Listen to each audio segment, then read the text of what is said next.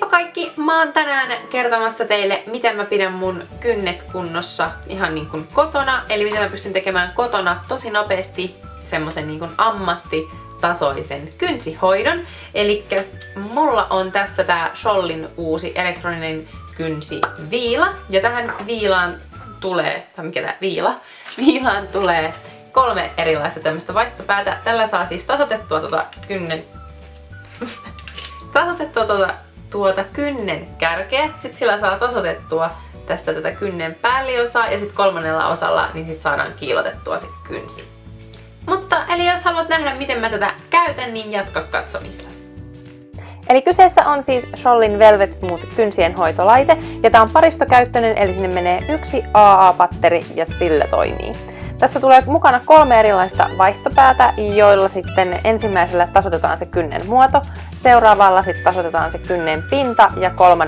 sitten saadaan kiilotettua se kynnen pinta, niin saadaan kiiltävät, kauniit, sileät kynnet tällä koko laitteella 3 erilaisella vaihtopäällä.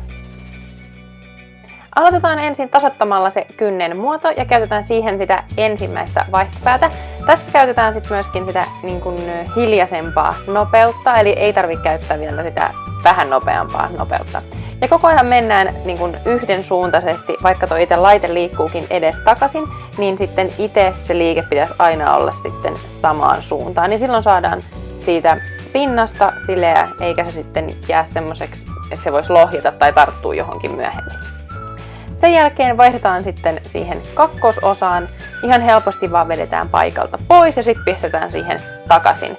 Ja tätä kakkososalla siis tosiaan tasoitetaan se kynnen pinta ja tässä käytetään pieniä pyöriviä liikkeitä. Ja ei kannata ihan hirveästi painaa, että sitten ei tule niinku liian voimakasta hiontaa siihen kynnen päälle. Mutta tässä voi kuitenkin käyttää sitä kakkosnopeutta ja sitten tosiaan pieniä pyöriviä liikkeitä. Sitten kun se pinta on tasoitettu, niin on aika kiillottaa se, niin otetaan se 3. vaihtopää. Ja tässäkin kannattaa taas käyttää sitä nopeampaa nopeutta ja taas pyöriviä liikkeitä. Käydään se koko kynnen pinta läpi, kunnes siitä kynnestä tulee tarpeeksi kiiltävä.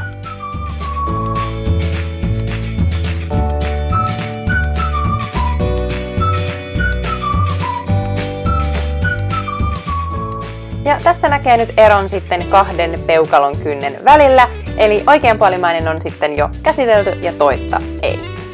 Kuitenkin tämä koko kynsihoito täytyy viimeistellä tällä ihanalla hoitoöljyllä, joka kosteuttaa ja hoitaa niitä kynsiä ja kynsinauhoja, ja tästä lopputuloksesta tulee myöskin paljon kauniimpi ja kiiltävämpi ja se myöskin kestää pidempään.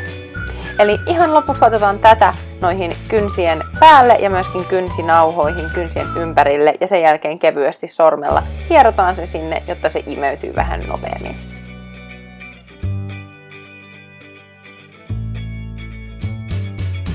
Ja tässä näkyy nyt oikeassa kädessä toi lopputulos ja ero tohon ei-käsiteltyyn käteen. Kynnet näyttää kauniilta, terveeltä ja huolitelluilta, eikä tarvitse edes laittaa mitään kynsilakkaa päälle, vaan ihan nyt sitten hoidon jälkeen tulee tosi kiiltävät tasaiset kynnet ihan siellä omalla kotisohvallakin tehdyksi. Nyt me ollaan Schollin kanssa myös järjestetty teille arvonta, eli 3 onnekasta voittaa itselleen tämmösen elektronisen kynsien hoitolaitteen ja sitten myöskin ton kynsinauha ja kynsiöljyn. Ja tarkemmat ohjeet ja säännöt siitä kilpailusta arvonnasta niin on tuossa alapuolella tuolla blogin puolella. Eli jos olet YouTubessa, niin siinä on sitten linkki mun blogiin, niin paina sitä ja sitten siellä blogissa on ne tarkemmat ohjeet sitten siihen osallistumiseen. Mutta kiitos oikein paljon, että katsoit tämän videon. Mä toivon tosi paljon, että tykkäsit tästä videosta. Nyt kaikki vaan sormet syyhyämään ja meette tonne kaikki hoitamaan omia kynsiänne. Tää on aivan mun mielestä mahtava niin kun joululahja-idea antaa vaikka äitille tai siskolle tai kaverille tai vaimolle tai ihan kenelle vaan. Joten kannattaa ehdottomasti käydä tää tsekkaamassa. Tosiaan tän OVH-hinta on 44,95 ja sitä saa ihan apteekeista ja tommosista isommista tavarataloista.